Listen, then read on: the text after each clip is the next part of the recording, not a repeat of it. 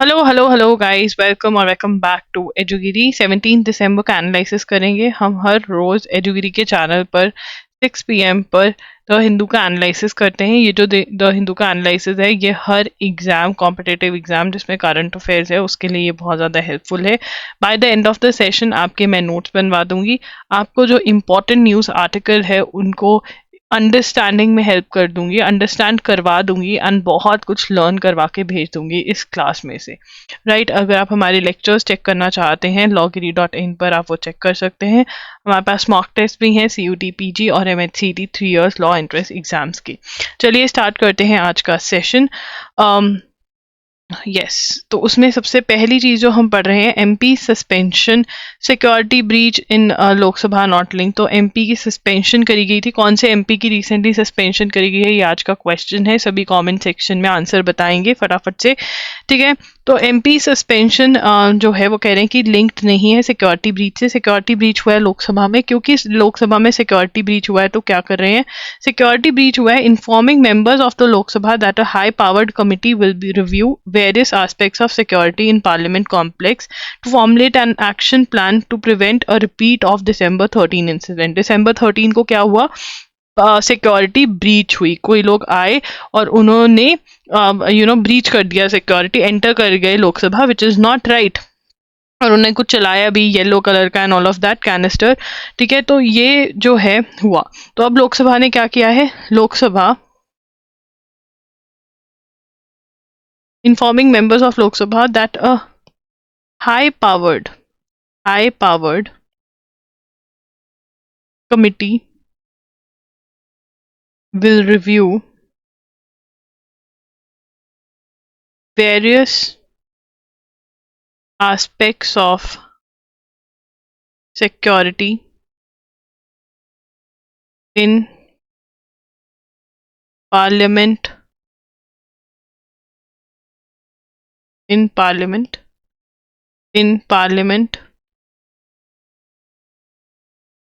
complex to formulate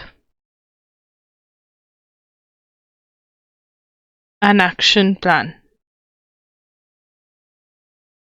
to prevent a repeat of December 13 incident. December 13 को लोकसभा में breach हुआ। ये हमने कल इसके नोट्स बनाए थे। तो यहाँ पे क्वेश्चन क्या बन सकता है, हाई पावर्ड कमेटी क्यों बनाई गई है, क्यों, सिक्योरिटी देखेगी पार्लियामेंट की, प्लान ऑफ एक्शन बनाएगी to prevent the repetition of December 13 incident. Om Birla कौन है, who is Om Birla, he is the speaker of Lok Sabha. Very very important, क्योंकि ये बार बार अब न्यूज में आ रहे हैं, स्पीकर ऑफ लोकसभा, ठीक है। उसके बाद mister Birla set the report of the high level inquiry committee set up by the union home minister under CRPF director general Anish Dayal Singh into the breach will soon be shared with the public, ठीक है ना। अब यहाँ पे एक inquiry committee बिठाई गई है। देखिए, ये हाई पावर्ड कमेटी है, ये अलग है। इसके अंदर क्या कर रहे हैं, सिक्योरिटी का प्लान बना रहे हैं कि भाई दोबारा से पार्लियामेंट में ऐसा कुछ ना हो जाए। और यहाँ पर क्या किया है, यहाँ पर एक high level inquiry committee set up by Union Home Ministry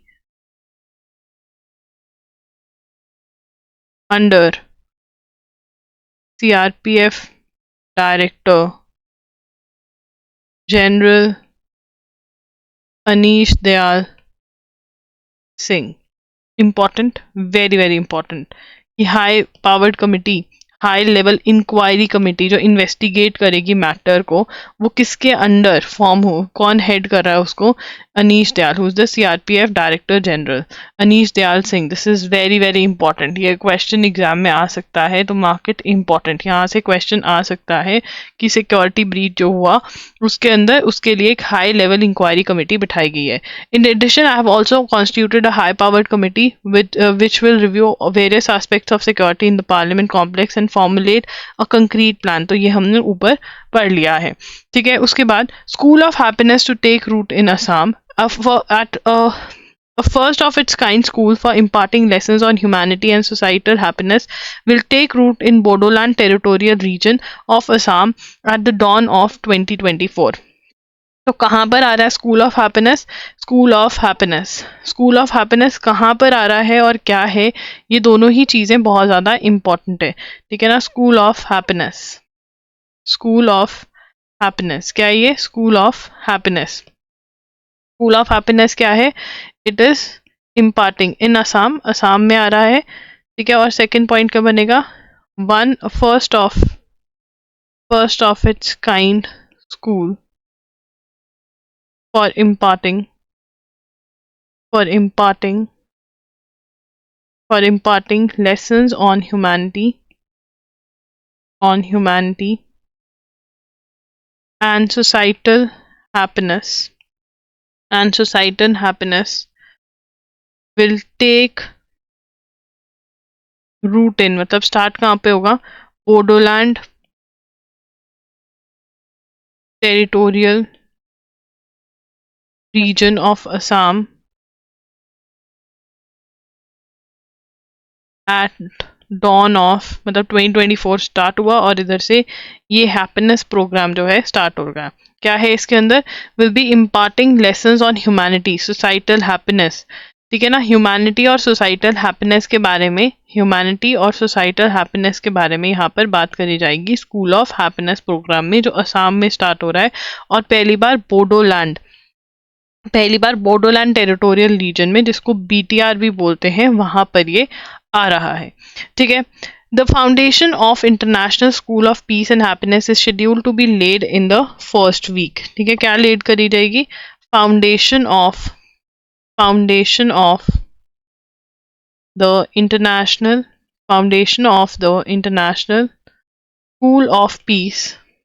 school of peace and happiness is scheduled to be laid at Bijni in Chirang district of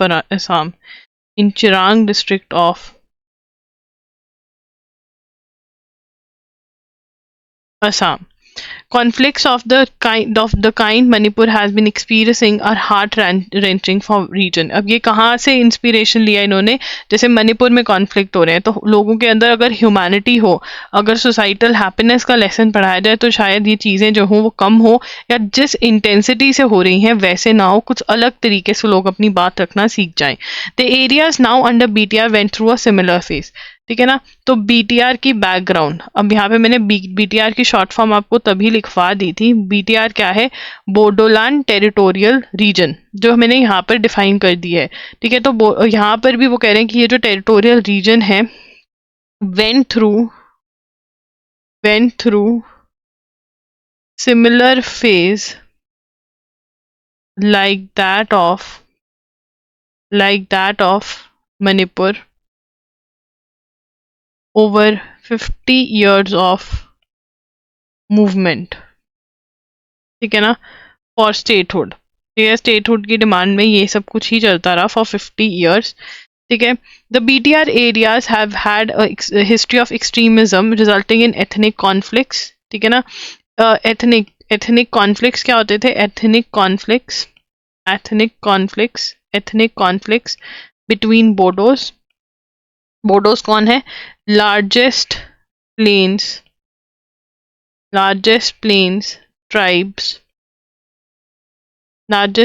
tribe in the north east.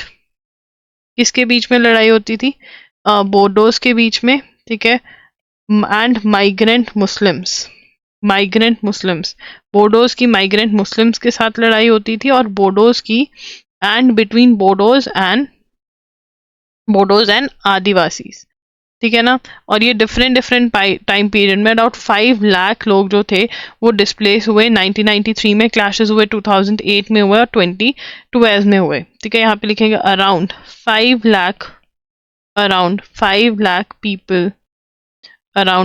Lakh people were displaced in major communal clashes in 1993, 2008 and 2012. आते हुआ ये Bodoland area में, जो कि असम में है. Mr. Bodo said the idea of schools specializing in peace building and spreading happiness had germinated since his party, the United People's Party Liberal, formed the BTC government with the BJP and Gana Suraksha Party 3 years ago. तो ये idea कि school के अंदर peace building का, तो M क्या है यहाँ पर, ये एम क्या करें, पीस बिल्डिंग. ठीक है ना. School specialising in peace building. ठीक है. तो objective was to instil in youth and community leaders the human values. Objective भी लिखेंगे. ऑब्जेक्टिव क्या है, ऑब्जेक्टिव टू इंस्टिल, कि ये वैल्यूज डाली जाए. स्टिल यूथ, जो यंगस्टर्स हैं, इन youth and community leaders the human values for coexistence in a region and country having people of diverse, मतलब कि साथ में रहना है, क्योंकि ये कंट्री है जिसमें डाइवर्स, अलग अलग फेथ, कल्चर, रिलीजन, लैंग्वेज के लोग रहते हैं. Diverse faiths, cultures, language and ethnicity live. We felt such values need formal schooling through which a team of peace ambassadors can be produced. ठीक है ना. तो फॉर्मल स्कूलिंग के अंदर ये पीस जो है, पीस बिल्डिंग करवाना चाहते हैं. तो यहाँ पर क्या क्वेश्चन बन सकता है, ये देखते हैं क्वेश्चन क्या बनेगा. स्कूल ऑफ हैप्पीनेस का प्रोग्राम जो है वो कौन सी स्टेट में आ रहा है, असम में आ रहा है. कौन से पर्टिकुलर रीजन में लॉन्च किया गया है, बोडोलैंड टेरिटोरियल रीजन. ठीक है. बोडोलैंड टेरिटोरियल रीजन जो है, बोडोलैंड टेरिटोरियल रीजन में क्यों किया जा रहा है, बिकॉज यहाँ पे भी बहुत ज़्यादा एथनिक कॉन्फ्लिक्ट्स जो हैं वो होती रहती थी, जैसे कि आज की डेट में मणिपुर में हो रही है. मणिपुर में कॉन्फ्लिक्ट्स जो है वो किसके बीच में हो रही है, कुकी चिन और मेती कम्युनिटी के बीच में. कुकी चिन और मेती कम्युनिटी के बीच में जो है ये कॉन्फ्लिक्ट्स मणिपुर में हो रही है. वैसे ही बीटीआर रीजन जो कि असम में है, वहाँ पे ये कॉन्फ्लिक्ट्स होती थी. वहाँ पर जो कॉन्फ्लिक्ट्स हैं वो कब कब हुई हैं, 1993, 2008 और 2012 में. 5 लाख लोग जो हैं वो डिस्प्लेस हुए थे, मतलब उनको जगहें चेंज करनी पड़ी थी, इतने लोग इफेक्ट हुए ये जो कॉन्फ्लिक्ट्स होते थे. बीटीआर रीजन के जो कॉन्फ्लिक्ट्स हैं वो किसके बीच में होते थे, बोडोज जो कि एक ट्राइब है, प्लेन एरिया की ट्राइब है, सबसे ज़्यादा है नॉर्थ ईस्ट में ये, उनकी मुस्लिम जो माइग्रेंट मुस्लिम्स हैं, जो कहीं और से मुस्लिम्स आए हुए, उनके साथ लड़ाई होती थी. और जो बोडोज की है, जो आदिवासी लोग जो रहते हैं, जो फॉरेस्ट में रहते हैं बेसिकली, उनके साथ भी नहीं बनती थी इनकी. तो इसीलिए ये कॉन्फ्लिक्ट जो है वो चलता रहता था, सेपरेट स्टेटहुड और ये सब कुछ इनका चलता रहता था. बट अल्टीमेटली अब वहाँ पर शांति है, पीस है, और यहाँ पर ये लॉन्च करना चाहते हैं एक प्रोग्राम. तो यहाँ पे बेसिकली स्कूल फॉर हैप्पीनेस जो प्रोग्राम है वो क्या है, foundation of the international school of peace and happiness. ठीक है. इसके अंदर क्या कर रहे हैं, एम कर रहे हैं कि बच्चों को बताया जाए कि जो हमारी कंट्री है वो डाइवर्स है. डाइवर्स का मतलब अलग अलग तरह के लोग यहाँ पे रहते हैं, जिनके अलग फेथ है, कल्चर अलग है, लैंग्वेज अलग है, एथनिसिटी कुछ भी अलग हो सकता है, और हम सबको एक साथ रहना है. तो पीसफुल माइंड बना रहे हैं rather than conflict based mind. ठीक है. ये कर रहे हैं कहाँ पर, असम में. This is a very very important question, क्योंकि मणिपुर वाला इशू इतना ज़्यादा उठा है, तो अगर कुछ ऐसा काम हो रहा है तो ये इंपॉर्टेंट है, यहाँ से क्वेश्चन निकल सकता है. ठीक है. उसके बाद आगे चलेंगे. समझ में आ गया तो लिख दीजिए yes yes yes in the chat section. Auto rickshaw drivers in Telangana irked by Mahalakshmi scheme. देखिए तेलंगाना के सीएम कौन है, जल्दी से बता दीजिए. जैसे ही न्यू सीएम आए तेलंगाना के अंदर, तो वहां पर एक स्कीम भी लेकर आए, और वो स्कीम हमने डिस्कस करी थी. वो स्कीम क्या है, महालक्ष्मी स्कीम. महालक्ष्मी स्कीम के अंदर जो वुमेन और ट्रांसजेंडर हैं जो तेलंगाना में रहते हैं, उनको फ्री ऑफ कॉस्ट ट्रैवल करने को मिलेगा Telangana state road transport corporation की बसेस में. मतलब गवर्नमेंट बसेस के अंदर फ्री ऑफ कॉस्ट वुमेन और ट्रांसजेंडर ट्रैवल कर सकते हैं. अब इसी के अंदर जो ऑटो वाले हैं वो बहुत ज़्यादा गुस्सा है, क्योंकि ऑब्वियसली जो लड़कियां ऑटो लेती थी अब वो बस में जाएंगी, क्योंकि वहां पर उनका एक भी पैसा नहीं लगेगा. ठीक है. तो यहाँ पे क्या हमें ये याद रखना चाहिए कि बस वाले की ऑटो वाले स्ट्राइक पे चलेंगे, नहीं. हमें पता होना चाहिए जो महालक्ष्मी स्कीम है, महालक्ष्मी स्कीम जो है, आपके दिमाग में कुछ ऐसा सा माइंड मैप बनना चाहिए. ये हम पढ़ चुके हैं कि ये एक तो तेलंगाना की स्कीम है. ठीक है. कौन सी स्टेट की स्कीम है ये पता होना चाहिए. और दूसरा इसके अंदर क्या होगा, under which Mahalakshmi scheme is under which women and transgender, women and transgender, women and transgender person can travel free of cost in government buses, in government buses. ठीक है, ये पहले भी लिखा हुआ है, सेकेंड टाइम अगर लिखना है तो लिख लो, नहीं तो रिपीट मत करना अगर पहले आपको याद है कि आपने लिखा हुआ है। फरिश्ते दिल्ली के स्कीम। नाउ व्हाट इज फरिश्ते दिल्ली के स्कीम? सबसे पहले अगेन, जैसे ही आप कोई भी स्कीम देखते हैं तो आपको क्या करना होता है, फरिश्ते दिल्ली के स्कीम। ठीक है, सबसे पहले कहाँ की स्कीम है, तो यहाँ पे तो दिल्ली आ गया तो हमें पता ही चल गया कि दिल्ली की स्कीम है। ठीक है, जो दूसरा पॉइंट बनेगा इसमें क्या कर रहे हैं। ठीक है, यहाँ पे फंड्स नहीं मिल पा रहे, ट्रांसफर ऑफ फंड्स नहीं हो रहे, तो ये क्या थी, scheme was launched in 2018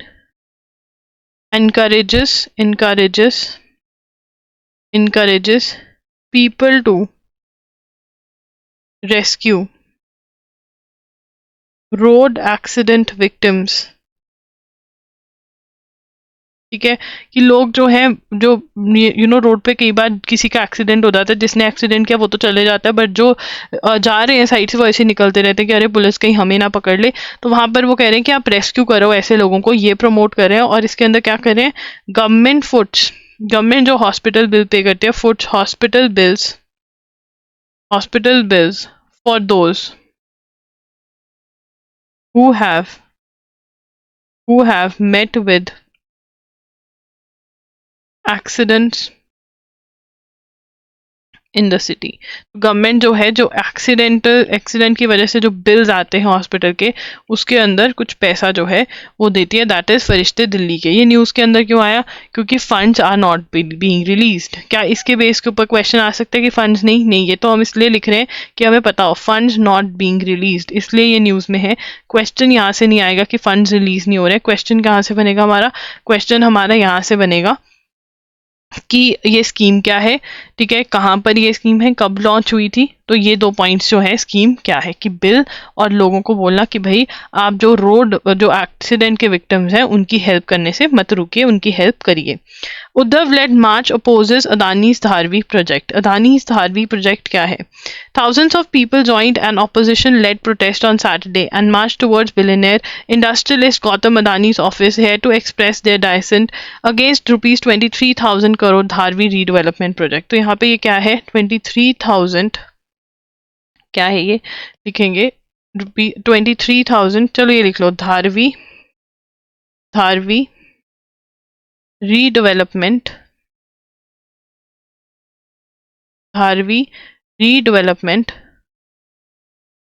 project.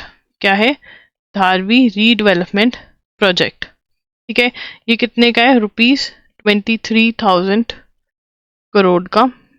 ठीक है, Adani properties private limited and Adani group company had in November 2022 Adani properties private limited had in 2022 secured a 259 hectare redevelopment project of Dharvi। अब धारवी है क्या, project in Dharvi। What is Dharvi? Dharvi is a slum area in Mumbai. It is one of the Asia's largest slums. तो यहाँ पे जो लोग हैं उनके लिए नए घर बनाए जाएंगे, उनको रिहेबिलिटेट करा जाएगा अलग से, एंड जो जगह बचेगी उसके अंदर ये कुछ भी बना सकते हैं, मतलब कुछ भी ऑफिस वगैरह, घर वगैरह लोगों के लिए बनाकर दे सकते हैं, जिनको वो बेचेंगे। एंड जो ऑलरेडी लोग स्लम एरियाज में रह रहे हैं उनको अलग से बनाकर कुछ देंगे, रहने की जगह बनाकर देंगे। तो ये इनको ऐसे ही 259 हेक्टेयर रीडेवलपमेंट प्रोजेक्ट के लिए जगह मिली है धारवी में। और धारवी क्या है, one of the Asia's largest slum clusters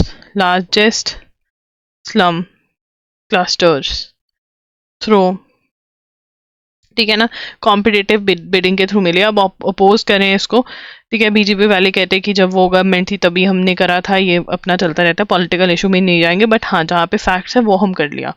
stitched ship क्या होती है, is a type of a wooden boat, लिखेंगे क्योंकि आगे हम इसी टर्म के ऊपर बात करने वाले हैं। Stitched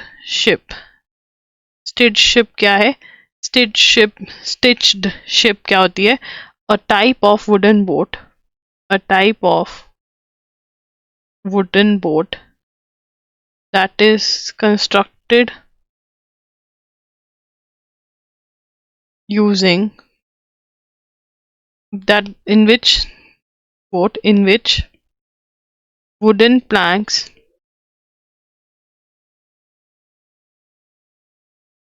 are stitched together. क्या किया जाता है, वुडन प्लैंक्स जो हैं उनको, wooden planks are stitch together, ठीक है ना, नहीं तो नेल्स वगैरह यूज करते हैं वो नहीं यूज कर सकते। अब यहाँ पर ये स्टिच बोर्ड के साथ क्या करने वाले, व्हाट आर दे डूइंग, ये बहुत ही इंटरेस्टिंग सी कहानी है ओमान और इंडिया की।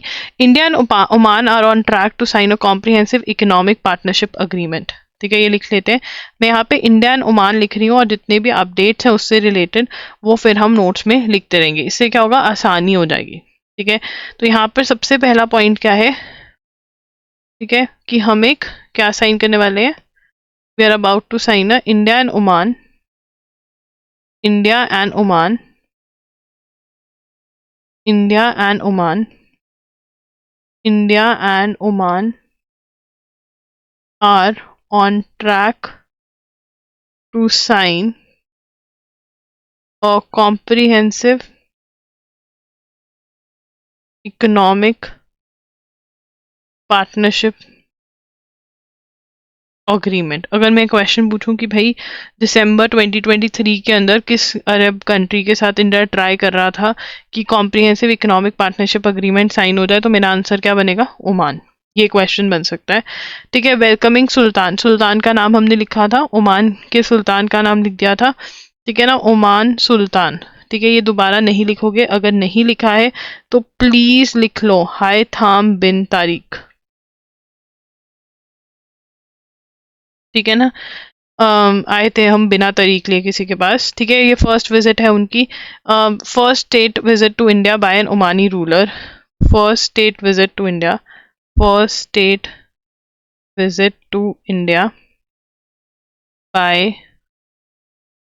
Omani ruler in 26 years। कल हमने इसके बारे में क्या पढ़ा था, ओमान का कोई भी मुझे पॉइंट बता दो, इंडिया और ओमान के रिलेशंस कैसे रहे हैं, बेकार, बहुत अच्छे, या ओके ओके, ठीक है। बेकार मतलब यूजलेस, वेरी गुड, या फिर बेकार या वेरी गुड या ओके ओके, वेरी गुड ही कहेंगे हम, ठीक है। कल अगर हमने पढ़ा था कि ओमान और इंडिया के रिलेशन ऐसे रहे, ओमान के बारे में हमने क्या पढ़ा था कि उनके जो सुल्तान हैं वो कौन है, उनका नाम हमने याद किया था, ठीक है। पीएम मोदी और मनमोहन सिंह जो है उन्होंने विजिट करा हुआ है ओमान एज पीएम्स, ठीक है। और उसके बाद हमने ये भी हमने ये भी पढ़ा था कि कौन कौन से अग्रीमेंट्स जो हैं ओमान के साथ हमने करे हैं। हमने ये भी देखा था कि वहाँ पे 3 सर्विस एक्सरसाइज हम करते हैं ओमान के साथ, वो एक्सरसाइज का नाम बता दीजिए, कोई बता सकते हैं 3 सर्विस एक्सरसाइज का name of the exercise, name of the exercise, anyone, name of the exercise कोई भी बता सकता है इन द कमेंट सेक्शन। तो ये हम ओमान के बारे में बहुत कुछ कर चुके हैं। Sultan Haitham bin Tariq took charge in 2020 after the death of Sultan Qaboos. चलो ये वाला पॉइंट भी लिख लेते हैं यार, बहुत ज़्यादा ही इन्होंने ये मेंशन किया हुआ है। सुल्तान हाइथम बिन तारिक, तारीख पे तारीख ऐसे याद सकते हो, टुक charge in 2020 after death of Sultan Qaboos, ठीक है, जिनका इंडिया के साथ बहुत ही फ्रेंडली एटीट्यूड था। Sultan Qaboos was honoured with, ठीक है, ये लिखेंगे जो सुल्तान पहले वाले थे, Sultan Qaboos was honoured with Gandhi peace prize, Gandhi peace prize by India in 2020, ठीक है, लिखा ना इन द सेम ईयर, तो गांधी पीस प्राइज मिला था। अगर मैं 2020 का Gandhi peace prize award winner पूछ लूँ या फिर ये पूछ लूँ किस सुल्तान को मिला है ये, तो मेरा क्वेश्चन आना जायज़ है क्योंकि न्यूज़ में कवर करें हम। The 2 sides signed on 5 documents that include an agreement between the, ठीक है, 5 अग्रीमेंट साइन करे 5 agreement साइन करे. Agreement between financial intelligence unit of India and National Center for Financial Information to prevent money laundering. Anyone who can tell me what is money laundering? क्या होता है money laundering? The chat section. Anyone? क्या होता है money laundering? Money laundering is जब illegally पैसे कमाए जाए, illegally earning money.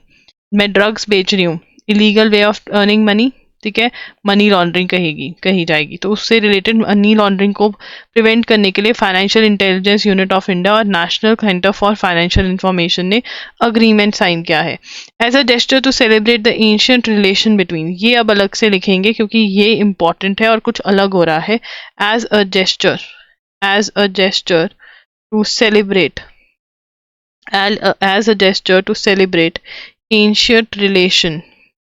ancient relation between India and Oman,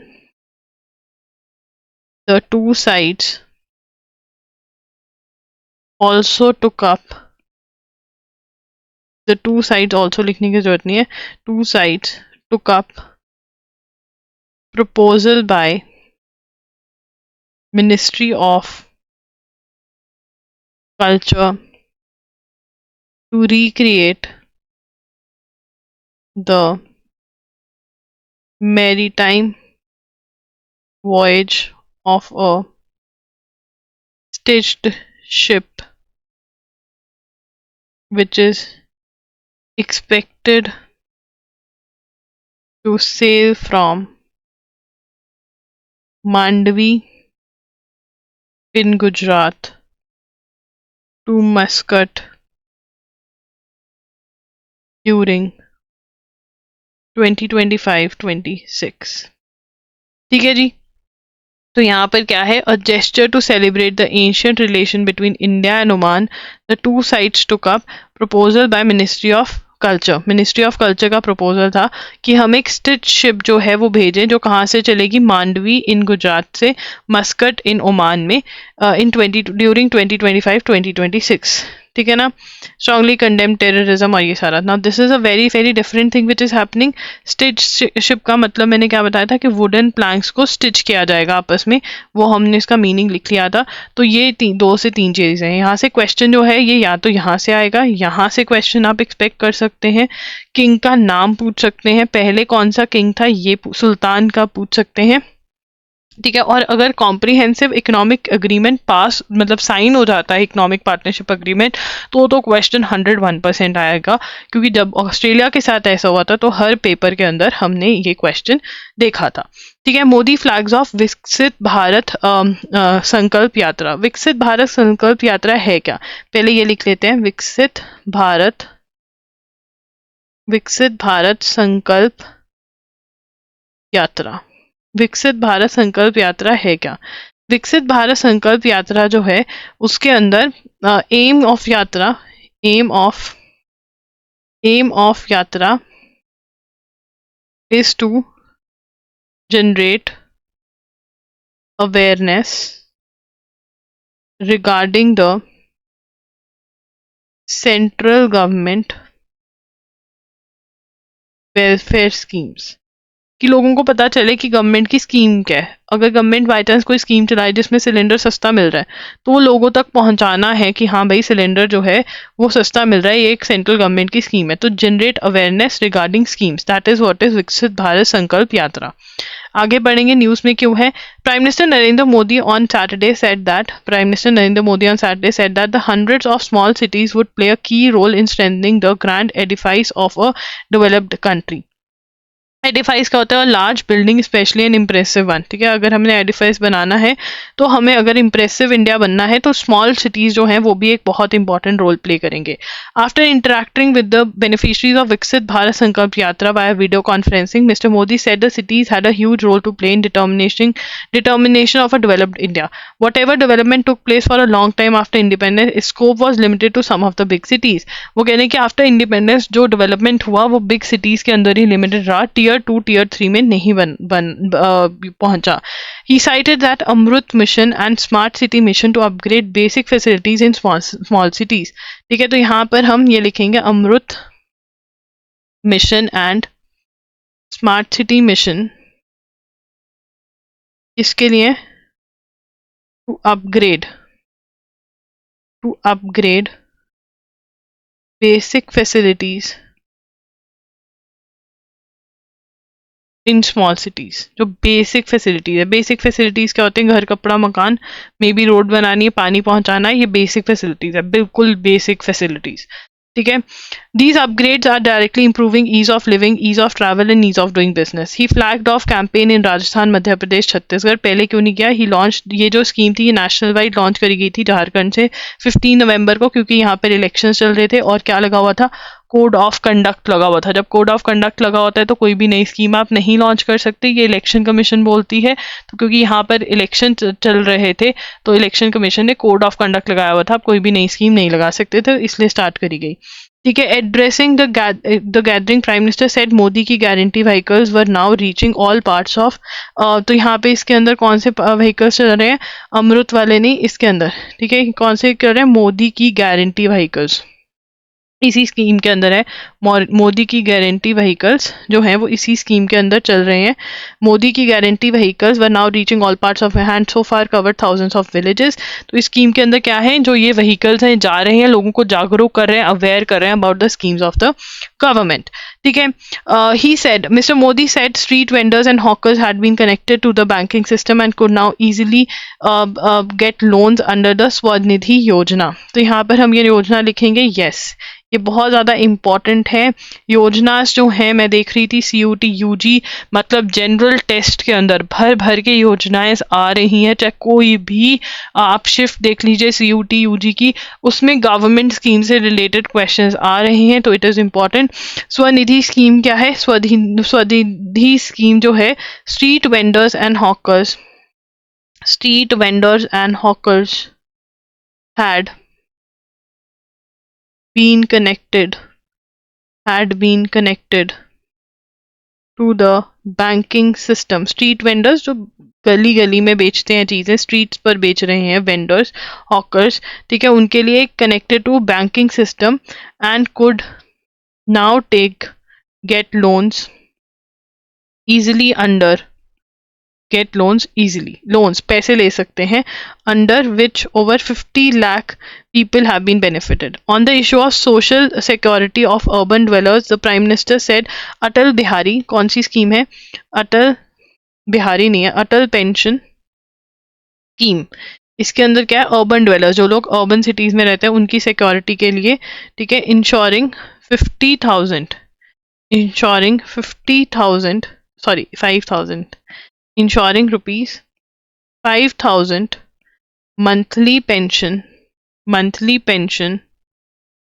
after the age of 60। ये क्या है? अटल पेंशन स्कीम है, और ये किसके लिए? अर्बन ड्वेलर्स के लिए, जो अर्बन सिटीज में रहते हैं। अर्बन मतलब सिटीज में जो रहते हैं उनकी स्कीम है, ठीक है। आगे चलेंगे, voluntary task force set up to tackle mental health issues, ठीक है। तो यहाँ पे federation of all India medical association that is FIMA has set up a national mental health task force, ठीक है। उसके बाद यहाँ पर न्यू क्या drugs cosmetics and medical device bill लेकर आ रहे हैं। Proposed legislation is aimed to regulating the medical device sector. Industry leaders argue that key issues such as regulatory complexities ये सारे लेकर आए, जब लेकर आएंगे तो अब लिख लेंगे, अभी नहीं लिख रहे हैं। Must ask why no Indian won able prize। ठीक है, तो अभी तक वो कह रहे हैं Infosys founder Mr. N.R. Narayana Murthy on Saturday said it was time to ponder why no Indian resident had ever won। तो यहाँ पे कह रहे हैं नो इंडियन रेजिडेंट, मतलब जो इंडिया में रहते हों उन्होंने अवार्ड नहीं जीता। Indian resident has ever won Abel prize. तो एबल प्राइज किस, अब यहाँ पर सबसे पहले तो ये फैक्ट है, ठीक है ना, कि भाई ये फैक्ट है कि अभी तक नहीं जीता है। ठीक है, अब ये फैक्ट जो है ये क्वेश्चन फॉर्मेट में आ सकता है कि एबल प्राइज अभी तक इंडिया में जो रहते हैं, रहते हुए नहीं, कोई बाहर रहता है एनआरआई उसको मिला होगा, बट जो रहते हैं उनको नहीं मिला। एबल प्राइज किसका होता है, ये मैथमेटिक्स के लिए दिया जाता है। किसके लिए, मैथमेटिक्स के लिए। और ये नोबेल प्राइज ऑफ मैथमेटिक्स माना जाता है, मतलब जो मैथमेटिक्स में बहुत माहिर हो उसको दिया जाता है ये अवार्ड। तो वो कह रहे हैं कि रामानुजन जो थे उन्होंने मैथ्स में इतना कुछ किया, क्या हमारे इंडिया में कोई बन नहीं सकता जो यहाँ पे रहता हो। ठीक है ना, तो क्या था इनॉग्रल किया, Alladi Ramakrishnan centenary conference at the institute of mathematical sciences. अब आप मेरे को बताएंगे इंस्टीट्यूट ऑफ मैथमेटिकल साइंसेस जो है, ठीक है, ये कहाँ पे सिचुएटेड है। और जितने बच्चे यहाँ पर, ठीक है, CUET UG दे रहे हैं, ये लोकेशन वाली जो क्वेश्चंस है प्लीज ध्यान से करें। और वहां पर जो लोकेशन पूछी जाती है वो ऐसी उल्टी पुल्टी लोकेशन ज्यादा पूछी जाती है। कहाँ पे सिचुएटेड है, सिचुएटेड कहाँ पर है, ये मुझे बताएंगे सभी। चलो जल्दी से सर्च करके अपने नोट्स कंप्लीट करेंगे। Myanmar ethnic minority fighter seizes town from military. तो आज जो है हमारे पास एक पूरा डिटेल्ड आर्टिकल है जिसके अंदर हम म्यांमार की बात कर रहे हैं। ठीक है, तो यहाँ पर आपको ना पहले मैं इसका बेसिक समझा देती हूँ म्यांमार का, कि म्यांमार में हुआ क्या है। तो अगर हम ये बेसिक समझ लेंगे ना, तो एक तो आपको ये वाला आर्टिकल तो समझ आ ही जाएगा, जो आने वाला आर्टिकल है वो भी समझ में आ जाएगा। तो म्यांमार के अंदर अच्छी भली डेमोक्रेटिक गवर्नमेंट थी, मतलब लोगों ने इलेक्ट करी हुई गवर्नमेंट बना दी थी। ठीक है, पावर में थी। ठीक है, ये गवर्नमेंट जो थी ये पावर में रही। ये गवर्नमेंट के साथ कू हो गया। कू क्या होता है, forcefully overthrowing government in power. Coup करके कौन पावर आ गया, मिलिट्री पावर में आ गई, जुनता पावर में आ गई। क्या कहते हैं इसको, टर्म क्या दी हुई है, जुनता। ठीक है, जुनता पावर में आ गया। जुनता ने कहा कि चलो मैं इलेक्शन करवाऊंगा, मैं करवाता हूँ। इतने में बहुत सारे लोग जो डेमोक्रेसी चाहते थे कि लोगों की इलेक्ट करी हुई गवर्नमेंट जो है वो पावर में आए, ऐसे फोर्सफुली कोई पावर में ना आए, बहुत सारे लोग इकट्ठे हो गए। कुछ पॉलिटिकल पार्टीज इकट्ठी हो गई और कुछ जो लड़ने लड़ाने वाले थे वो इंसर्जेंट ग्रुप्स जो थे वो इकट्ठे हो गए। ठीक है, और अब जो है वो क्या कर रहे हैं, मिलिट्री का जीना हराम कर रहे हैं। कहाँ पर, तो यहाँ पर ये हुआ, राइट। अब म्यांमार के अंदर जो है वो बता रहे हैं कि सीज कर लिया है, फाइटर्स जो हैं, माइनॉरिटी फाइटर्स जो हैं उन्होंने मिलिट्री से जो टाउन्स हैं वो ले लिए हैं और किसके पास आ गए हैं, वो माइनॉरिटी फाइटर्स के कंट्रोल में आ गए हैं। Clashes have raged across Myanmar's northern Shan state since the Arakan Army, the Myanmar National Democratic Alliance Army, and the Tang National Liberation Army launched a joint offensive late October. The three allied group known as Three Brother Alliance say they have captured military positions and border hubs vital for trade with China, posing with what analysts say is the biggest military challenge to the junta since the seized power in 2021। मतलब junta के पास ऐसी कभी problem आई नहीं है, but उन्होंने power जो है वो सीज कर लिया है। ठीक है ना, ठीक है। यहाँ पे हम लिखेंगे अराकान आर्मी, AA ये लिख लेते हैं, AA the Myanmar national democratic alliance army, MNDAA, and Tang National Liberation Army। ठीक है, TNLA launched joint offensive against military। ठीक है ना, और ये टुगेदर क्या बुलाते हैं, three groups together known as three groups together known as Three Brotherhood alliance क्या है? थ्री ब्रदरहुड अलायंस क्या है? Three brotherhood alliance. ठीक है जी, थ्री ब्रदरहुड अलायंस बोलते हैं कैप्चर्ड एरिया फ्रॉम मिलिट्री। ठीक है ना, बहुत एरिया जो है मिलिट्री से कैप्चर कर लिए। क्या ये इंपॉर्टेंट है? यहाँ से क्वेश्चन बन सकता है। यस, इंपॉर्टेंट है। और नीचे मैं एडिटोरियल में से आपको नोट करवाऊंगी कि क्या इस ऑफेंसिव को नाम क्या दिया था ऑपरेशन को, वो भी इंपॉर्टेंट है। और थोड़ी सी हिस्ट्री नोट करेंगे मिलिट्री की कि क्या क्या कैसे हुआ था। तो यहाँ पर पेरिस की बात करेंगे। सेंट्रल पेरिस में रिकंस्ट्रक्शन हो रहा है नॉट्रे डैम कैथेड्रल का, जिसमें आग लग गई थी 2019 में। Notre dam cathedral reconstruction in Paris. ठीक है ना, क्यों हो रही है रिकंस्ट्रक्शन, क्या हुआ था भाई इसको? ठीक है, golden rooster designed by architect Philippe Villeneuve contains relics saved from the fire. Fire struck the monument in 2019। ठीक है, अब क्वेश्चन क्या बन सकता है कि ये वाला नोट्रे डाम कैथेड्रल जो है कहाँ पे? पेरिस में। क्यों दोबारा बनाया जा रहा है? फायर लग गई थी। ठीक है, जो गोल्डन रूस्टर है, ये देख रहे हो, ये गोल्डन रूस्टर मुर्गे जैसा। ठीक है, ये जो है फायर स्ट्रक करी 2019 में। ये गोल्डन रूस्टर जो है डिजाइन बाय आर्किटेक्ट फिलिप वेले, ये मेरे को भी नहीं समझा, वेले न्यूवे, ये मैं ऐसे लिख देती हूँ, वेले न्यूवे। ठीक है, चलो उसके अंदर Taiwan to receive $300 million worth equipment from US. ठीक है, तो ये लिख लेते हैं US state department of has US State Department has approved a $300 million sale of equipment to help maintain Taiwan's tactical information system। ठीक है ना, तो इनका C4 के अंदर बहुत हेल्प करेगा। C4 क्या होता है? Composition. C4 is a common variety of plastic explosive family known as composition C, which uses RDX as its explosive agent. The Pentagon's Defense Security Cooperation Agency said the cycle was for follow-on life cycle support to maintain Taiwan's command, control, communication and computers or C4 capabilities। ठीक है, तो ये भी maintain करेंगे। यहाँ पर ये वाला ही अगर हम नोट कर लें तो ये बहुत बढ़िया रहेगा। यहाँ से ही क्वेश्चन जो है हमारा बन जाएगा। ठीक है, कि कौन सी कंट्री ने, अगर कौन सी कंट्री, तो यूएस ही पैसे देता है वैसे, बट कितने पैसे दिए हैं ताइवान को टैक्टिकल इंफॉर्मेशन अब मेंटेन करने के लिए यूएस स्टेट डिपार्टमेंट ने अप्रूव कर दिए हैं। ठीक है, उसके बाद आगे चलेंगे। Israel and Qatar explore revival of deal for hostage. ठीक है, अब यहाँ पर जो हमास के साथ है, कौन डील करवा रहा है होस्टेजेस के? है बंधक जो बना के ले गए थे हमास वाले इजराइल वालों को। ठीक है ना, तो कतर जो है मीडिएट कर रहा है। ये हमने पहले भी नोट किया हुआ है। तो सबको, अगर कोई बच्चा नया आया है तो यहाँ पर इजराइल और हमास, तो वॉर जो है वो कैसे स्टार्ट हुई अभी इस टाइम की, प्रेजेंट की? हमास ने जो है वो टेररिस्ट अटैक किया अक्टूबर 2023 को, किसके ऊपर? इजराइल के ऊपर।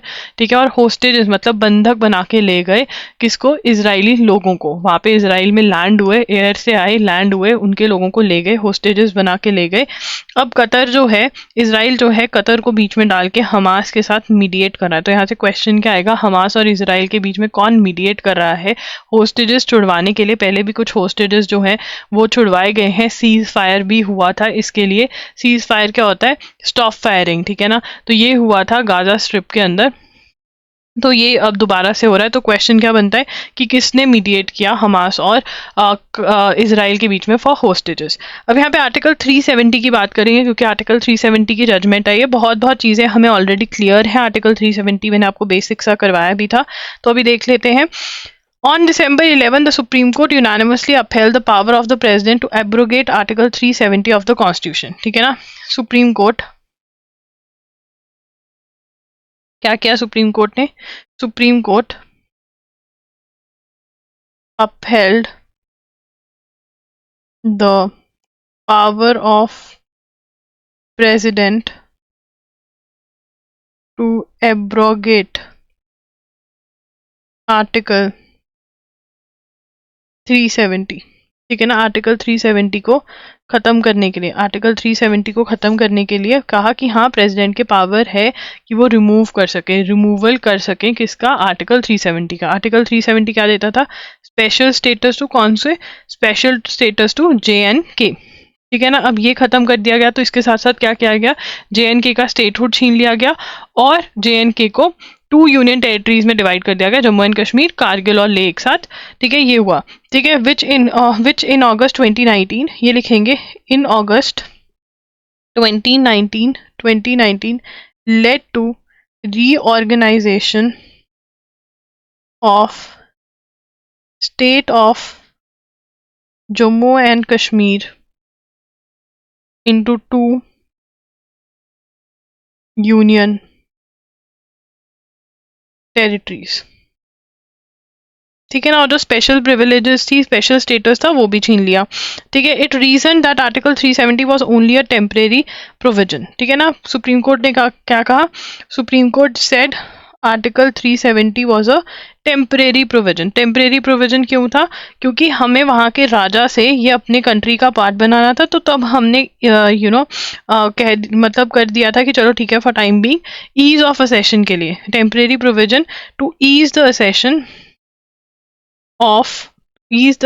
Of the then princely states. ये प्रिंसली स्टेट्स के मतलब ये प्रिंस राजा को मनाने के लिए उन प्रिंसली स्टेट, जैसे हैदराबाद भी हमने लिया था, तब उसके लिए क्या था, असेशन मतलब पार्ट बनाना, JNK को पार्ट बनाना इंडिया का at time of strife and war.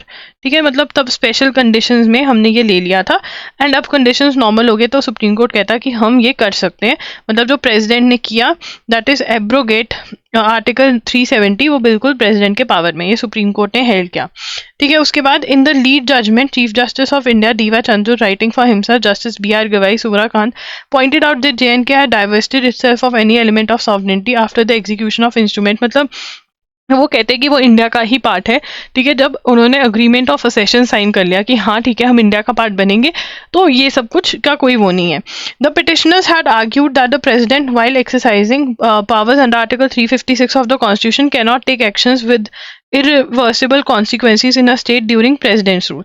अब यहाँ पर जब ये वाला आर्टिकल 370 हटाया गया तो प्रेसिडेंट्स रूल लगा हुआ था, मतलब चीफ मिनिस्टर ये सब कोई भी पावर में नहीं था, प्रेसिडेंट के कंट्रोल में थी स्टेट। ठीक है, तो वो कहते जब प्रेसिडेंट्स रूल है तब ये नहीं कर सकते। सुप्रीम कोर्ट कहता ऐसा कुछ नहीं है, कर सकते हैं, पावर है प्रेसिडेंट के पास। The court observe that carving out union territory of Ladakh out of JNK was permissible under article 3 of the constitution. अब यहाँ पर हमने पढ़ा कि 2 टेरिटरीज निकली, 2 यूनियन टेरिटरीज निकली। What is A union territory, UT क्या होती है, यूनियन टेरिटरी जो होती है सेंट्रल गवर्नमेंट के कंट्रोल में होती है। ठीक है ना, controlled by central government, controlled by central government. तो UT बना दिया, JNK एक स्टेट थी। ठीक है, 2019 में क्या किया, JNK एक यूनियन टेरिटरी बना दी। इस JNK यूनियन टेरिटरी में से लद्दाख और कारगिल का रीजन अलग से निकाल के इनको एक साथ एक UT बना दिया। तो एक स्टेट में से 2 UTs निकाल दी, ये किया। ठीक है ना, अब यहाँ पर ये क्वेश्चन उठा कि क्या ये कर सकते थे, लद्दाख और कारगिल को अलग से निकाल सकते थे? तो कोर्ट ने कहा हाँ जी बिल्कुल, आर्टिकल 3 के अंदर ये पावर मिलती है, ये लिख लीजिए। ठीक है ना, court observed that carving out of union territory, carving out the union territory of Ladakh out of JNK was permissible under article 3 of the constitution. तो यहाँ पर रीऑर्गेनाइजेशन ऑफ स्टेट्स कर सकते हैं, कहाँ पर, अंडर आर्टिकल 3, ये भी इम्पॉर्टेंट है। ठीक है, तो वो कहते बिल्कुल कर सकते थे, कोई दिक्कत नहीं है इसके अंदर। तो ये हमने इतना ही बेसिक्स जो है वो याद रखना है, इससे ज़्यादा एग्जाम में नहीं पूछा जाएगा। तो अगर आप डिटेल में जाना चाहते हैं तो जाइए, बट वो अपने शौक के लिए जाइए, एग्जाम पर्पज से मत जाइए। ठीक है जी। उसके बाद आगे चलेंगे यहाँ पर, why has Hungary blocked EU aid to Ukraine. अब यहाँ पर हमने ये कल भी पढ़ा था, तो लिख लेते हैं Hungary blocked EU aid to Ukraine. सबसे पहला क्वेश्चन टाइटल में से निकलेगा कि यूरोपियन यूनियन एड देना चाहती थी यूक्रेन को, वो किसने रोकी, किस कंट्री ने वीटो किया, किस कंट्री ने रोका, हंगरी ने। ठीक है, तो यहाँ पे ये क्वेश्चन है। अब यहाँ पर हंगरीज प्राइम मिनिस्टर, ये हमने कल भी लिखा था, हंगरीज प्राइम मिनिस्टर विक्टर, सॉरी, तो विक्टर, ना विक्टर ऑर्बन को कैसे याद करेंगे, क्योंकि ये पेपर में आने के बहुत चांसेस है। इसका मेमोरी ट्रिक है, विक्ट्री के बाद विक्टर, विक्ट्री, ठीक है ना, ये विक्टर बन गया यहाँ से। विक्ट्री के बाद क्या बिना, क्या पड़ा, चाय बन खाए, ठीक है ना, बैन लगा दिया चाय बन पे, ठीक है ना, विक्ट्री बैन, ठीक है, और बैन, या विक्ट्री जीत कर मोदी जी ने और चीज़ों पे बैन लगाया ऐसे याद कर लो, ठीक है ना। या फिर हंगरीज प्राइम मिनिस्टर बहुत ज़्यादा वो था तो उसने बन खाए, ठीक है ना, और बन खाए जीत कर, ये सही है। मोदी जी को क्यों बीच में लेकर आए यार, ऐसे ही कोई मतलब बोल देगा भाई, ऐसे नहीं बोलना मोदी जी को कुछ भी, ठीक है। चार्ट्स में बहुत लड़ाई हो जाती है, हाँ ठीक है। Guys I am a neutral person, मैं तो मतलब यहाँ पर तुम्हें याद करवाने की कोशिश कर रही हूँ, इसका ट्रिक लिख लो, ठीक है ना। हंगरी के प्राइम मिनिस्टर को हंगर तो लगेगा ही, ठीक है ना, और वो जीत गया, विक्ट्री हो गई उसकी, तो यहाँ से विक्टर निकल आएगा तुम्हारा, ठीक है। और बन कहता, और बन लाओ, मुझे तो बहुत भूख लग रही है, ठीक है ना, आस्किंग फॉर मोर बन आफ्टर विक्ट्री, ठीक है, ऐसे याद कर लो, ठीक है। ये तुम्हारा हो गया। अब यहाँ पर हंगरीज पीएम, अब क्यों करा उसने ब्लॉक, यूक्रेन को पैसा डाला था EU से, क्यों करा उसने ब्लॉक, क्या पेट में उसके दर्द हुई, उसके पेट में ये दर्द हुई कि ठीक है मुझे बन तो और मिल गया, बन तो मुझे और मिल गया, ठीक है, vowed to oppose the move, allowed the decision to go through, but he blocked the, ठीक है, ये लिखेंगे blocked the, पहले ये लिखेंगे फिर मैं समझाती हूँ और क्या है। Euro 50 billion aid package to Ukraine. तो यहाँ से दो क्वेश्चन बन सकते हैं कि कितना पैसा दे रहे थे, किसने रोका, वहां का पीएम कौन है, तीन क्वेश्चन, ठीक है। अब इसने पता क्या बोला हंगरी के पीएम ने कि ठीक है तुम पैसा नहीं दोगे, ठीक है, पैसा नहीं देने दूंगा मैं, ठीक है, बट ठीक है जो तुम पर असेशन की बात जो कर रहे हो वो कर लो। असेशन की बात क्या कर रहे हैं, ठीक है ना, यूरोपियन यूनियन, ये लिखेंगे European union, European union agreed to start, agreed to start negotiations for Ukraine's accession to the EU, ठीक है ना। तो टर्की वाला कहता है चलो ठीक है तुम असेशन की बातें कर लो कि EU का पार्ट बनना है यूक्रेन को, तो क्या करना है क्या नहीं करना, उसमें मुझे कोई दिक्कत नहीं है, बट हाँ मैं पैसे नहीं जाने दूंगा, और पैसे चाहिए यूक्रेन को इस टाइम पे बहुत ज़्यादा, क्योंकि वॉर चल रही है उसकी, ठीक है। तो ये वाली बात हुई, मतलब असेशन की बात चल पड़ी है। यूरोपियन यूनियन ने किस कंट्री के साथ असेशन की बातें स्टार्ट कर दी है, यूक्रेन के साथ, ये भी एक क्वेश्चन बन सकता है, बट यहाँ पर ज़्यादा मज़ेदार क्वेश्चन बनने के चांसेस हैं, यहाँ से क्वेश्चन आने के ज़्यादा चांसेस हैं। अब ये क्यों कर रहा है, why PM of Hungary is doing so, दो रीजन है इसके। एक तो वो बेस्ट फ्रेंड है, किसका, किसका बेस्ट फ्रेंड है, रशिया के प्रेसिडेंट का, ठीक है ना, ठीक है, is a close ally of, ally मतलब friend, close ally of Russian president Vladimir Putin, ठीक है ना। तो वो नहीं चाहता कि ये इनके पास पैसा पहुंचे, क्योंकि वॉर तो उनके साथ ही लगी हुई है, ठीक है। इन अप्रैल 2022 आफ्टर हिज री इलेक्शन ही नेम्ड यूक्रेन प्रेसिडेंट, वो कहता है कि ये मेरा ओपोनेंट है, हंगरी वाला जब जीता कहता है ये मेरा ओपोनेंट है एक तरह से, मतलब उसकी बनती नहीं उसके साथ, और किसके साथ बहुत ज्यादा दोस्ती है, रशिया के प्रेसिडेंट व्लादिमीर पुतिन के साथ बहुत बढ़िया दोस्त है। यहाँ पर हम नोट करें why PM of Hungary did this, क्यों किया इसने, ठीक है, इसको क्या लगी। Now he has been opposed in the to the financial package, ठीक है, opposed financial package on the grounds that a non-EU member should not be getting such a huge funds, opposing financial package reason क्या दिया उसने, opposing financial package on the grounds that non-EU member should not be getting such huge funds at a time when Hungary, an EU member state, has been denied funds that were specifically allocated for it. अब यहाँ पर क्या है, एक तो वो है best friend किसका, व्लादिमीर पुतिन का, ठीक है ना, बहुत बड़ा दोस्त है, कहता मेरे दोस्त के साथ लड़ रहे हो, मैं नहीं करूंगा। दूसरा प्रॉब्लम क्या है, वो कह रहा है अपोजिंग फाइनेंशियल पैकेज क्यों 50 मिलियन यूरोस का 50 बिलियन यूरोस का अपोज कर रहा है। वो कहता कि भाई मैं हंगरी जो है वो ईयू का मेंबर है, हंगरी जो है वो ईयू का मेंबर है, जो पैसा मुझे देना चाहिए वो तुम मेरे फंड्स ब्लॉक करके बैठे हो, मेरे को असेस डिनाई कर रहे हो। और जो यूक्रेन जो नॉन ईयू मेंबर है, यूक्रेन जो मेंबर भी नहीं है यूरोपियन यूनियन का, तुम उसको पैसे दे रहे हो, मैं तो नहीं अलाउ करूंगा क्योंकि उसकी कंट्री के पैसे रोके गए। इसको दोबारा पढ़ते हैं, opposing financial package on the grounds that non-EU members should not be getting such huge funds, उसको इतने पैसे नहीं मिलने चाहिए। non-EU member का मतलब यहाँ पे Ukraine, at a time when Hungary, an EU member state, has been denied funds that were specifically allocated। तो हंगरी को जो है फंड्स इन्होंने डिनाई कर दिए EU वालों ने। क्यों डिनाई करे, क्योंकि देखो यार ये बेचारा है राइट विंग का, ठीक है ना। अब ये राइट विंग का है, राइट विंग का मतलब क्या होता है, कोई मुझे चार्ट में बता सकते हैं। राइट विंग वाला और लेफ्ट विंग वाला, ठीक है, ये दो विंग्स हैं पॉलिटिकल, उसमें अगर हम सोचें पॉलिटिकल थॉट के अंदर, ठीक है, दो टाइप के लोग आपको मिलेंगे ज़्यादातर। एक जो राइट वाले हैं वो क्या कहते हैं कि हम इस पर्टिकुलर रिलीजन के हैं, इसका ही सब कुछ होना चाहिए, या फिर हम पर्टिकुलर कास्ट के हैं, मतलब वो जो स्पेसिफिक एक कम्युनिटी रिलेटेड बात करते हैं। और जो लेफ्ट विंग कौन, तो जो इक्वालिटी की बात करते हैं, ह्यूमन राइट्स की बात करते हैं, ठीक है ना, कंट्री स्पेसिफिक भी ना होकर वर्ल्ड स्पेसिफिक हो जाते हैं, वो क्या है, लेफ्ट विंग, ठीक है। तो ये राइट विंग है, ये कहता है मैं अपने देश को आगे बढ़ाऊंगा, या ये कहेगा कि मैं एक पर्टिकुलर जो मेरे देश के लोग हैं कंट्री स्पेसिफिक, उनको ही, जो बाहर से आएगा उसको नहीं मैं वो करूंगा, ऐसी सी सोच वालों को राइट विंग कहते हैं। ये राइट विंग है।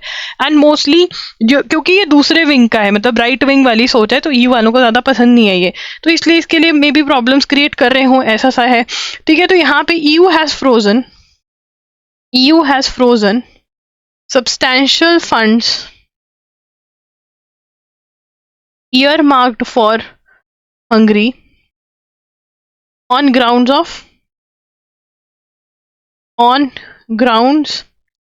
that Hungary violated EU norms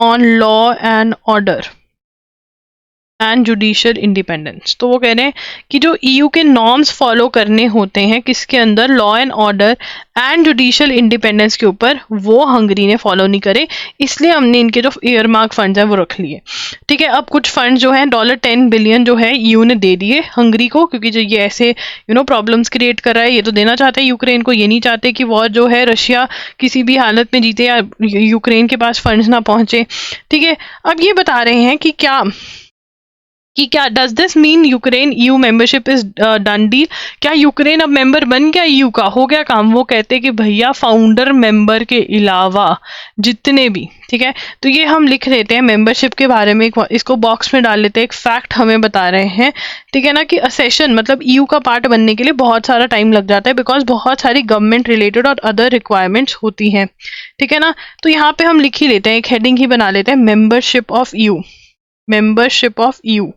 ठीक है। तो European union, membership of European union, ठीक है। मेंबरशिप ऑफ यूरोपियन यूनियन की अगर हम बात करें, excluding 6 founding members, it took about 9 years for each of the other 21 members to gain membership, ठीक है ना। सिवा फाउंडिंग मेंबर्स के अगर दूसरों का हम देखें तो 9 years तो मिनिमम लगते हैं EU का मेंबर बनने के लिए, ये फैक्ट बता रहे हैं, ठीक है ना। अब यहाँ पर for Ukraine membership to go through will have to be to become a member of EU, membership goes through membership has to be approved by parliaments of all EU nations। ठीक है, सबकी जो पार्लियामेंट्स है उनको approve करना पड़ेगा। तो Hungary वाला कहता अभी तो मैं ये पैसों का ही झोल मनाऊंगा, क्योंकि इनकी मेंबरशिप के अंदर बहुत सारी जगह हैं जहां पे मैं बहुत ज़्यादा प्रॉब्लम्स खड़ी कर सकता हूँ और रोक सकता हूँ यूक्रेन को ईयू का मेंबर बनने से।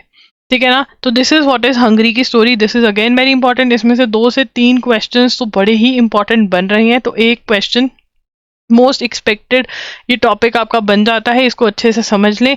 नहीं समझ में आ रहा तो कमेंट्स में बता दीजिए, मैं इसको दोबारा से कल पिक करके करवा दूंगी। ठीक है, अब यहाँ पर another very most expected question यहाँ पे इंपॉर्टेंट मार्क कर लेंगे इसको, क्योंकि ये सच में ही बहुत ज़्यादा इंपॉर्टेंट है। विजय हजारे ट्रॉफी, विजय हजारे ट्रॉफी से रिलेटेड 2 क्वेश्चंस बहुत ज़्यादा पूछे जाते हैं। एक तो वो जीती किसने, 2023 की जीती किसने, हरियाणा वन फ्रॉम राजस्थान। ठीक है ना। और दूसरा पॉइंट ये है कि ये जो ट्रॉफी है ये किस स्पोर्ट की चैंपियनशिप है, ये क्रिकेट की है। दोनों ही PYQs क्वेश्चन है, ये भी और ये भी, दोनों में से ही क्वेश्चन आप एक्सपेक्ट कर सकते हैं। PYQ है ये, दिस इज अ PYQ। ठीक है जी। उसके बाद आगे चलेंगे यहाँ पर, द 28th एडिशन ऑफ कोप। देखो यार, मैं तुम्हें पहले ही बता रही हूँ, कोप में से एक क्वेश्चन आएगा ही आएगा। अगर तुम कोप को अच्छे से नहीं प्रिपेयर करोगे, प्रॉब्लम तुम्हारी है। अच्छे से प्रिपेयर क्या करना है, जो भी पॉइंट्स मैंने स्टार्टिंग से लेकर अब तक नोट करवाए हैं उनको अच्छे से याद कर लो।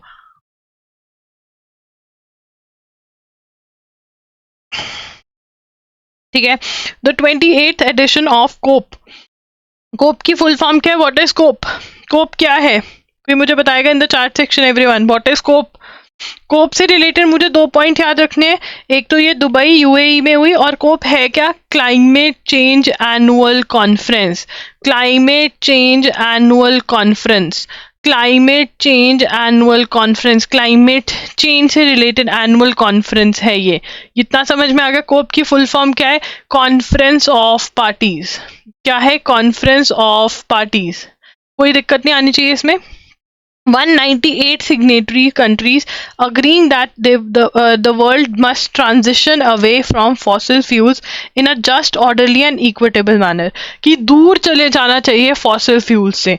ठीक है, जहां पर वर्ड यूज हो रहा था फेज आउट, वहां पे अब क्या यूज होने लग गया है ट्रांजिशन, कि हमें दूर जाना है। किससे, फॉसिल फ्यूल से। पर क्यों जाना है फॉसिल फ्यूल से दूर, क्यों मम्मी कह रही है बेटा इस टाइम पे बॉयफ्रेंड गर्लफ्रेंड मत रखो, इनको दूर रखो, क्योंकि फॉसिल फ्यूल्स बहुत ज़्यादा पॉल्यूशन कर सकते हैं। जैसे गर्लफ्रेंड बॉयफ्रेंड जिंदगी में बहुत ज़्यादा धमाल मचा देते हैं, दिमाग का टेम्परेचर बढ़ा देते हैं।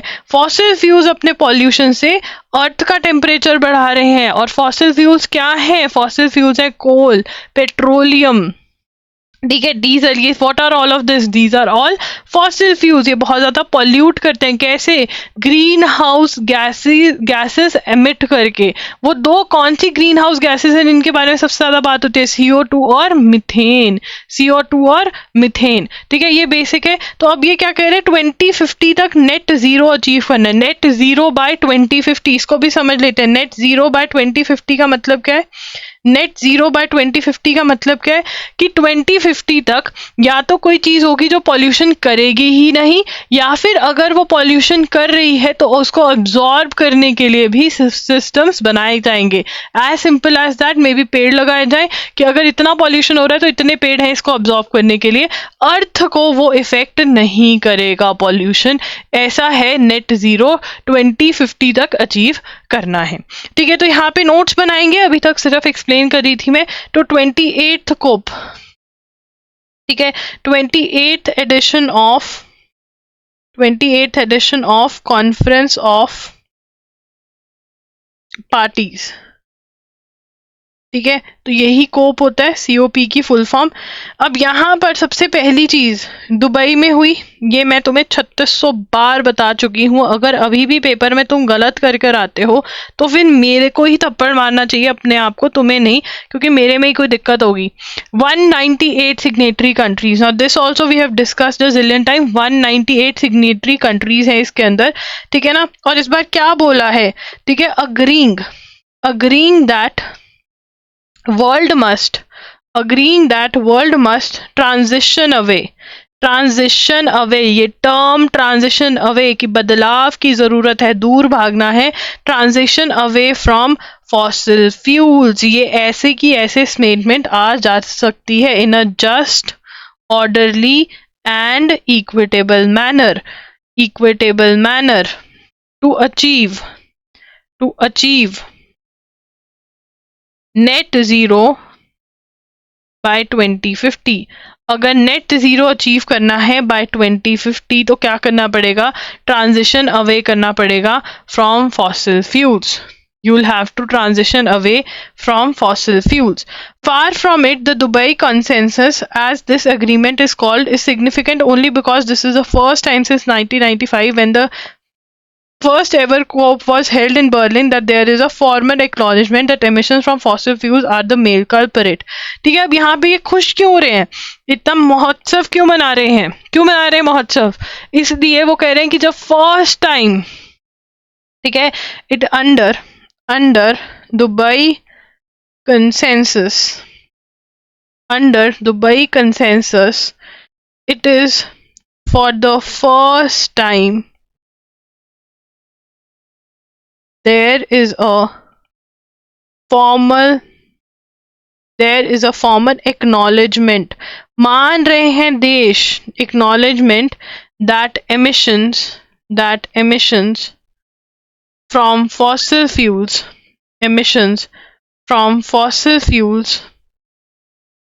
are the main culprit driving global warming. पहली बार माना कि हाँ फॉसिल फ्यूल्स जो हैं, फॉर्मल एक्नॉलेजमेंट दी कि एमिशंस जो फॉसिल फ्यूल्स से हैं वो मेन रीजन है ग्लोबल वार्मिंग के, जो अब तक हुआ है फर्स्ट टाइम जब से ये हुई है, ठीक है। फर्स्ट टाइम कोप कब हुई, 1995 में, कहाँ पर हुई, बर्लिन में हुई, 1995 में बर्लिन में हुई। दोनों ही बहुत ज़्यादा इंपॉर्टेंट है और बार बार ये हम पढ़ रहे हैं, तो ये आपके मोस्ट एक्सपेक्टेड क्वेश्चन बन जाते हैं कि कोप पहली बार कब हुई, इतनी ज़्यादा बार इसके बारे में नहीं करी जाती, 1995 में बर्लिन में हुई, ठीक है। So far all agreements have only spoken of the need to stem, मतलब कि कम कर दो, बट ये आज एक फॉर्मल वो हुआ है। This is despite it being common knowledge that 3/4 of such emissions है, मतलब सब कुछ पता था बट फिर भी नहीं बोलते थे। It was only in 26th edition of COP in Glasgow in 2021 that countries agreed to tackle coal, the fossil fuel with the biggest global warming footprint.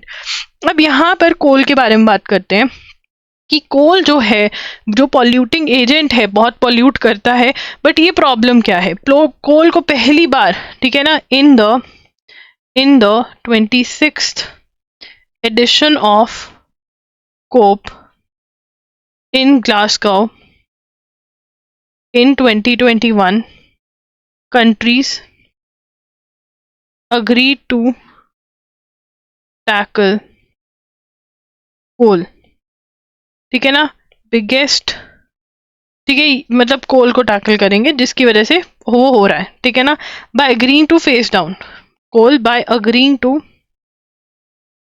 phase down its use, ठीक है ना। अब यहाँ पर उन्होंने 26th एडिशन जो 2021 Glasgow में हुआ उसके अंदर कहा कि हाँ हम कोल का जो यूज़ है वो फेज डाउन करेंगे, मतलब कम यूज़ करने की कोशिश करेंगे। 2021 में एक्सेप्ट किया गया, कोल के बारे में यहाँ पर हम बात कर रहे हैं, ठीक है। उसके बाद ये पढ़ने वाला पार्ट है, इसमें से नोट नहीं करेंगे बट समझने चीज़ें आएंगी क्या है, ठीक है, क्या समझ में आ रहा है। It's important to keep in mind here that phase down and phase out have no meaning on their own because they do not refer to any specific year by which the use of these fuels must terminate. अब phase out और phase down जो है, ठीक है, no specific meaning, no specific meaning, no specific year, no specific year by which use of fuels must terminate, कि कब रुक जाएंगे हम ये यूज करना, ये नहीं डिसाइड होता है जब phase down phase out terms use करते हैं, ठीक है। Large developing countries like India and China have protested against the singling out of coal among fossil fuels on the ground that they need them for lifting their masses out of poverty and providing energy security. अब जो developing Nations हैं, अब यहाँ पे concept आता है developed और developing nation का, आइए इसको समझ लेते हैं। डेवलपिंग और डेवलप्ड कंट्रीज, किसको पता है इसका डिफरेंस? देखिए, डेवलप्ड कंट्रीज जो है हमारी, वो है यूएसए, यूरोप की कंट्रीज हैं, ये सारी डेवलपिंग कंट्रीज, डेवलप्ड कंट्रीज हैं, यूएसए, कनाडा, ऑस्ट्रेलिया, ये सब डेवलप्ड कंट्रीज है। ये डेवलप्ड कैसे हुई? बिकॉज यहाँ पर इंडस्ट्रियलाइजेशन जो है, यहाँ पर इंडस्ट्रियलाइजेशन जो है वो पहले आई, ठीक है। और इंडस्ट्रियलाइजेशन से की वजह से इन्होंने पॉल्यूशन भी बहुत करा, इन्होंने जो इनकी एनर्जी रिक्वायरमेंट्स थी बहुत ज़्यादा पीक पे जानी थी, वो बहुत फुलफिल हुई। पैसा आया तो इन्होंने बहुत सारी रेन्यूएबल सोर्सेज भी लगा लिए, मतलब सोलर, वाटर, विंड का अरेंजमेंट भी कर लिया, ठीक है। ये तो है developed countries of the world. Developing countries कौन सी हैं? जैसे इंडिया, चाइना भी अपने आप को अभी डेवलपिंग ही मानता है। ये वाली कंट्रीज जो हैं, ये कहते हैं कि हमको कोल चाहिए। क्यों? कोल से क्या करते हैं? इलेक्ट्रिसिटी। अगर आपने कभी टर्म सुनी होगी, thermal power plant, thermal power plant सुना है कभी? थर्मल पावर प्लांट अभी 2023 के अंदर जब बहुत ज़्यादा गर्मी पड़ने लग गई थी, एकदम से ही मार्च के अंदर गर्मी आ गई थी, 2022 के अंदर ये बात है, तो एकदम से कहा था कि ट्रेन्स में कोल भरा जा रहा है, पैसेंजर ट्रेन्स कैंसिल करी जा रही हैं। क्यों? क्योंकि कोल यूज़ किया जाता है इलेक्ट्रिसिटी बनाने में, और ये कहाँ पर बनती है? थर्मल पावर प्लांट्स में बन रही है। अब जब एक कंट्री जो है वो डेवलपिंग कंट्री है, तो वहाँ पर इंडस्ट्री लग रही है, इंडस्ट्री लग रही है तो एनर्जी की रिक्वायरमेंट, इलेक्ट्रिसिटी की रिक्वायरमेंट इंक्रीज हो रही है, और वो कह रहे हैं कि भैया हमारे पास इतने पैसे नहीं है, क्योंकि कोल का थर्मल पावर प्लांट लगाने में भी पैसा लगता है, हमने इस पे लगा दिया, ये हम अफोर्ड कर सकते हैं, बट हम इतनी जल्दी रेन्यूएबल सोर्सेज पे नहीं जा सकते, और अभी हमको अपने एनर्जी की जो रिक्वायरमेंट है वो भी पूरी करनी है। तो डेवलपिंग कंट्रीज ने कहा कोल पे आप ऐसे क्रॉस आउट नहीं मार सकते, ठीक है। तो ये है, यहाँ पर पढ़ेंगे कि जो डेवलपिंग कंट्रीज है वो नहीं चाहती थी कोल को फेज आउट करा जाए। India, which is rich in coal reserves, is still an importer of the product and has limited oil and gas reserves. China is rich in both coal and gas. The United States, that derives about a fifth of its energy from coal, has usually been supportive of calls to phase out coal. USA को कोई फर्क नहीं पड़ता, वो कहते हैं कि हाँ ठीक है फेज आउट कर दो, क्योंकि उसकी कम एनर्जी आ रही है वहां से, कम चीजें, कम यूज कर रहा है कोल। However, now that all fossil fuels have been included in Dubai Consensus, अब यहाँ पे कोल भी इंक्लूड कर दिया गया है। In Dubai Consensus, all fossil fuels have been included. It brings parity, मतलब similarity, same. It brings parity among fuels. ठीक है ना, पैरिटी अमंग फ्यूल्स की मतलब जितना पेट्रोल को कम यूज करना है उतना ही कोल को भी कम यूज करने की कोशिश करेंगे। ऐसा नहीं कि पेट्रोल को यूज करना कम करें पर कोल का हम बढ़ाई जा रहे हैं, नहीं, वो नहीं होगा। तो पहली बार यहाँ पे कोल को के ऊपर फेज डाउन पे अग्री हुए 2021 के अंदर, और 2023 में दुबई के अंदर अग्री हो गए कि जैसे हम बाकी सारे फॉसिल फ्यूल्स को खत्म करेंगे, like we are going to finishing other fossil fuels, similarly will try to stop using coal. ये अगर अंडरस्टैंडिंग लाइन लिख दोगे तो तुम्हें रिवीजन के टाइम इजी होगा, ठीक है ना। तो ये यहाँ पर हो रहा है। इंडियाज नेशनल इलेक्ट्रिसिटी प्लान, ये इंडिया का अलग के ही फैक्ट है, तो इसको नोट कर लेते हैं। इंडियाज नेशनल इलेक्ट्रिसिटी प्लान 22-27 का क्या है कि 87,000 MW megawatt in this period in the form of, और कोल से जो कैपेसिटी है वो कितनी है यहाँ पर अब नोट कर लेंगे, टेबल बना लेंगे। एक मिनट, इरेजर मैं कर दूं। 87 और इन दिस क्या है, in this 27 MW via under construction power plants.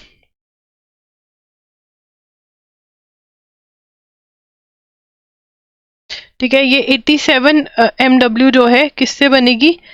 Fresh coal fired capacity. Coal से इतनी एनर्जी जो है इंडिया सोच रहा है कि 2022 से लेकर 2027 तक बनाए, ठीक है, जिसके अंदर अंडर कंस्ट्रक्शन वालों से इतने ही निकालेगा और 60,000 MW जो है वो किससे निकालेगा? जो न्यू प्लांट्स अभी बनने हैं, मतलब इंडिया अभी न्यू प्लांट्स कोल के लगा रहा है। तो देखते हैं इंडिया क्या करेगा, बट इंडिया का प्लान कोल से रिगार्ड में यही है। ये कोल का ही पार्ट बन सकता है, कोल वाले पॉइंट का ही, तो थर्ड पॉइंट बना लो इसको।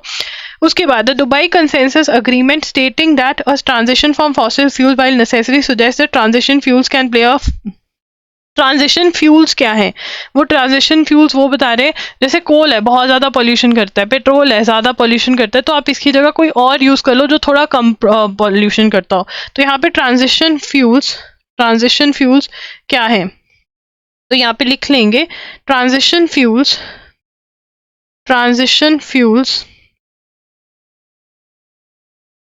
would play a role in facilitating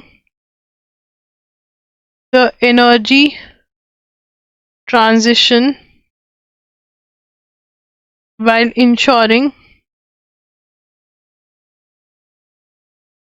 energy security.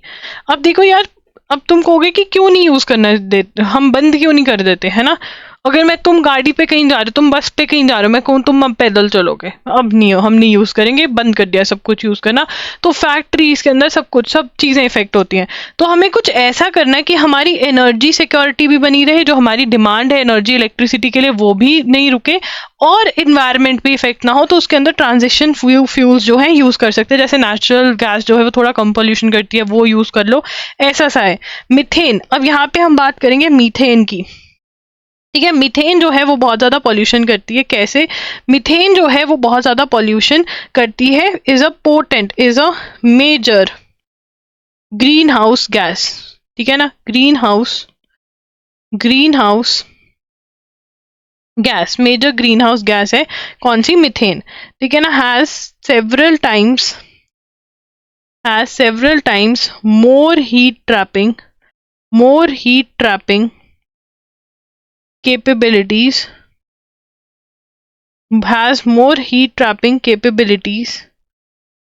compared to CO2, that is carbon dioxide, ठीक है ना। तो मतलब यहाँ पे हीटिंग कैपेसिटी इसकी हीट ट्रैप कर लेता है, ठीक है, तो वो अर्थ और गर्म होता है, ठीक है। अब यहाँ पर ये बात करें किसके बारे में? ग्लोबल मीथेन प्लेज, इसके बारे में बात करें, ग्लोबल मीथेन प्लेज क्या है? टू कट मीथेन, क्या है? ग्लोबल मीथेन प्लेज, क्या है ये? Global methane pledge to cut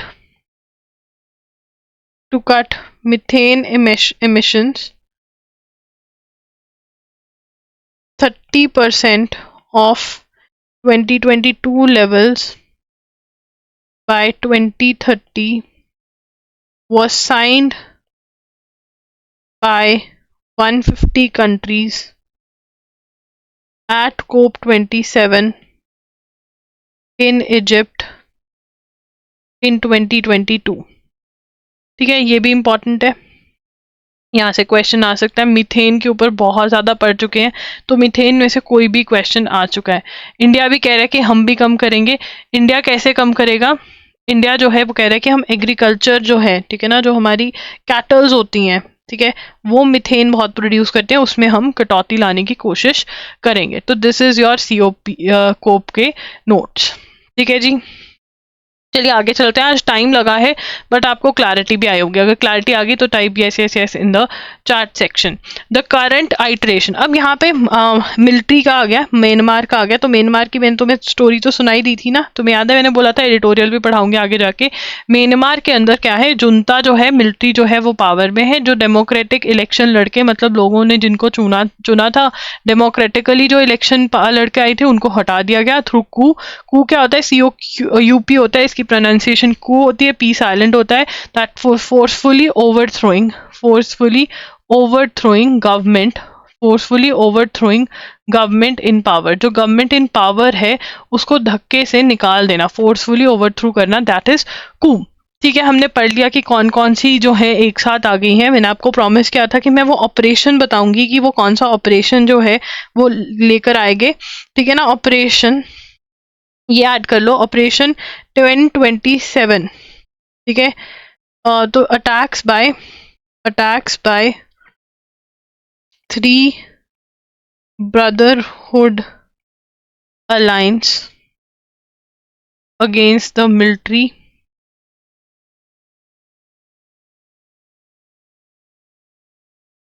off Myanmar. ठीक है, ये क्या करता है, denoting the date of the operations.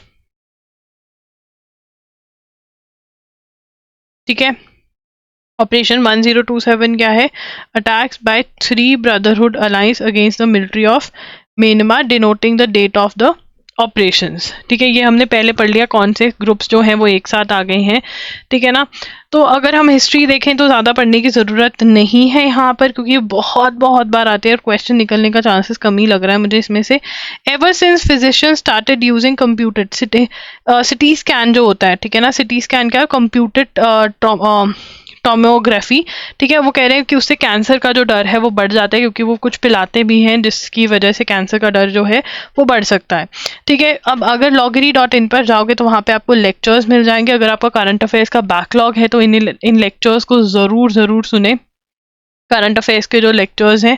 ठीक है, यहाँ पर आप 7 to 8 आवर्स के अंदर ही अपना फुल मंथ जो है वो प्रिपेयर कर लेंगे। इनका बहुत ज़्यादा बेनिफिट है कि आपका टाइम सेव कर देते हैं सबसे ज़्यादा, प्लस आपको द हिंदू पढ़े हुए की फीलिंग दे देते हैं, बिकॉज द हिंदू की इंपॉर्टेंट और जो लेस इंपॉर्टेंट न्यूज़ भी है जो एग्जाम में एक्सपेक्टेड है वो कवर होती है। बैकग्राउंड न्यूज़ भी बहुत मैं आपकी कवर करवा देती हूँ। ठीक है, और class video lectures classes videos के फॉर्म में आपको मिल जाती हैं, और डिजी नोट्स भी इसके अंदर आपको मिल रहे हैं। और वैलिडिटी भी जो है वो बहुत लंबी चौड़ी वैलिडिटी आपको मिलती है हर मंथ की, and this too in just ₹300 per month. ये सारा आपको मिल रहा है, नोट्स भी और सब भी। ठीक है, आप हमारे मॉक टेस्ट भी खरीद सकते हैं। जो मॉक टेस्ट हैं हमारे पास MHCET 3 इयर्स के मॉक टेस्ट है और CUET PG के मॉक टेस्ट है। COQP 11 जो कि आपका कोड है for Delhi university, LLB BHU LLB जितने भी LLB के एग्जाम्स है कॉलेजेस आते हैं CUET के अंदर, उनके लिए जो है उसका मॉक टेस्ट जो है वो हमारे पास आपको मिलेगा। और भी मॉक टेस्ट हम लेकर आ रहे हैं। ठीक है, अगर आपको डेली नोट्स खरीदने हैं मंथली PDF तो ये ₹100 के अंदर अवेलेबल है। बहुत ही जल्द आपको MCQs करंट अफेयर्स MCQs भी दोबारा से मिलने लग जाएंगे हर मंथ के एंड में, और वो आप प्रैक्टिस के लिए ज़रूर खरीदें। अभी जैसे हमारे पास जनवरी और जून के अवेलेबल हैं सिर्फ, वैसे ही आपके पास हर मंथ के एवरी मंथ के अवेलेबल हो जाएंगे, जिसके अंदर आपको पता चलेगा कि आप स्टैंड कहाँ करते हैं, आपको कितना करंट अफेयर्स आता है। और अगर आपको लगता है कि नहीं आता तो आप ऑब्वियसली ज़्यादा पढ़ाई कर अपने करंट अफेयर्स अपडेट कर सकते हैं। So this is what we have. Thanks for joining in. मिलेंगे कल 6 बजे। Do subscribe to our channel, do like this video, subscribe कर देना अगर आपको ये सेशन जो है वो पसंद आया हो। Like this session and also do share about us with your friends. अगर आपके कोई भी कमेंट है, कोई डाउट है, कुछ आप अपनी स्टोरी बताना चाहते हैं, how we have helped you, तो वो भी आप बता सकते हैं, क्योंकि अगर आप अपना हाउस शेयर करते हैं तो मुझे बहुत ज़्यादा मोटिवेटेड रखता है। That's it, keep smiling, bye bye, take care, कल मिलेंगे।